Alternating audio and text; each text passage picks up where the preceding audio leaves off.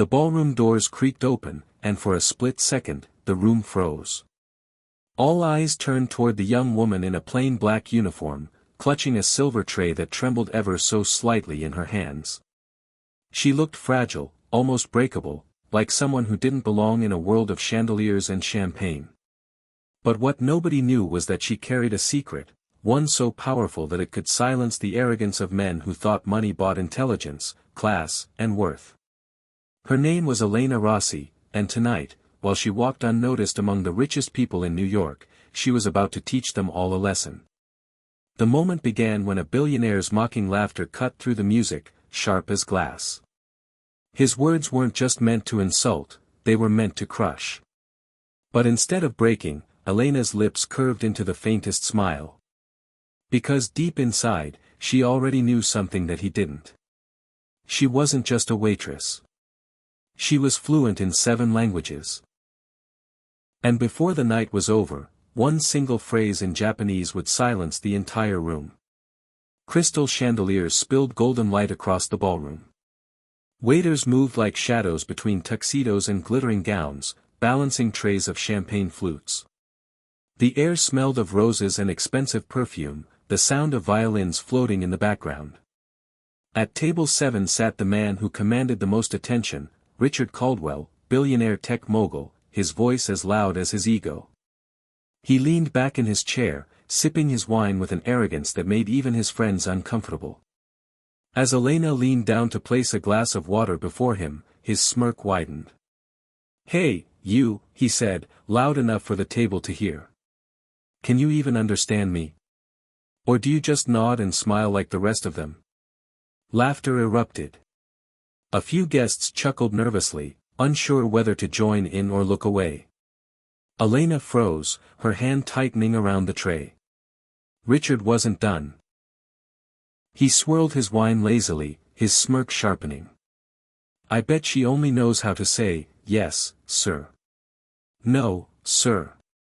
Probably can't even spell her own name in English." The table laughed harder this time. Elena's chest tightened, heat rushing to her face. She could have turned, walked away, let the insult dissolve into the air. But tonight, something in her refused to shrink. She set the glass down with steady hands, straightened her posture, and met Richard's gaze directly. "Actually, sir," she said softly, her voice steady as steel. "I speak 7 languages." The laughter stopped. Forks paused midair. The room seemed to hush. Richard blinked, then chuckled dismissively. 7. Oh really? That's cute. Why don't you say something then? Impress us, Miss Polyglot. Elena didn't flinch. She began with French, greeting the French ambassador seated nearby.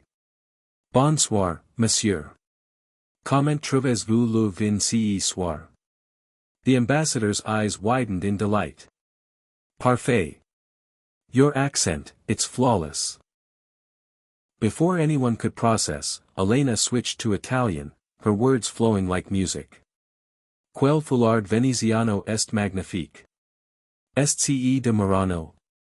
A woman gasped, touched her scarf, and smiled with astonishment.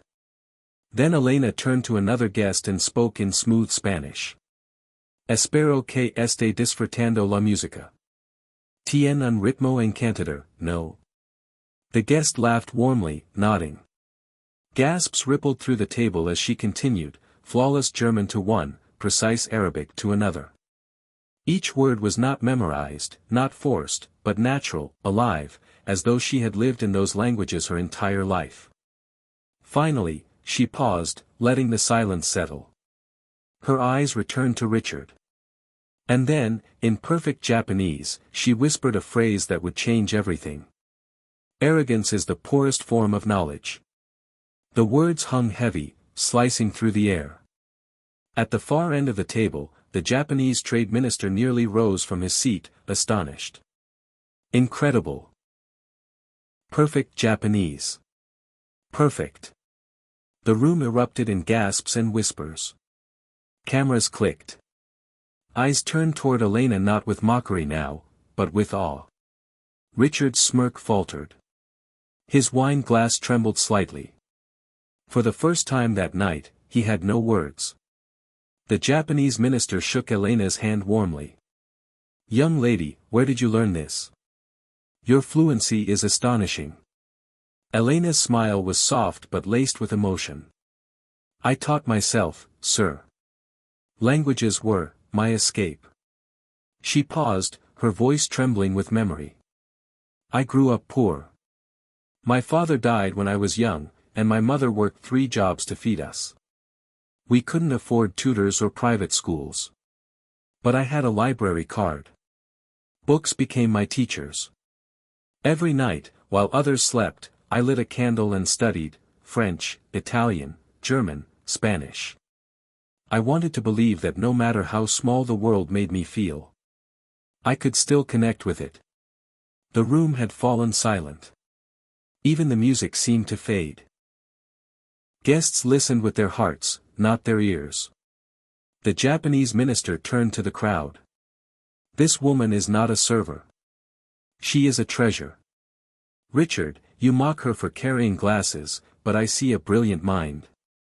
Our delegation has been struggling to find an interpreter who can bridge 7 languages. Miss Rossi, if you are willing, I would like to offer you a position." Applause thundered through the room. Elena's eyes welled with tears. Her lips trembled as she whispered, "Thank you." Richard lowered his gaze, shame burning his cheeks. He lifted his glass, not in mockery this time, but in silent respect. In the weeks that followed, Elena's life transformed. She accepted the offer, traveling the world as a professional interpreter. From Tokyo boardrooms to Paris conferences, her voice became the bridge between nations. Her mother no longer worked 3 exhausting jobs. Elena bought her a small home, the first they had ever owned. For the first time, her family breathed without fear of tomorrow. And Richard? He never mocked another server again. Rumors whispered that he began funding language learning scholarships, as if quietly making amends. Elena's story spread across continents. For young immigrants, she became a symbol of hope. For those struggling in silence, she became proof that dignity cannot be stripped away, it can only be hidden until courage reveals it. She was no longer the invisible waitress with trembling hands. She was the woman who spoke 7 languages, the woman who silenced arrogance with wisdom, the woman who showed the world that true wealth lies not in what you own, but in what you carry within. Because chandeliers may dim, fortunes may fall, but the light of knowledge, the ability to connect with another soul, never fades. Respect is never earned by mocking others. True greatness is found in humility, in kindness, and in recognizing the hidden brilliance within those the world often overlooks.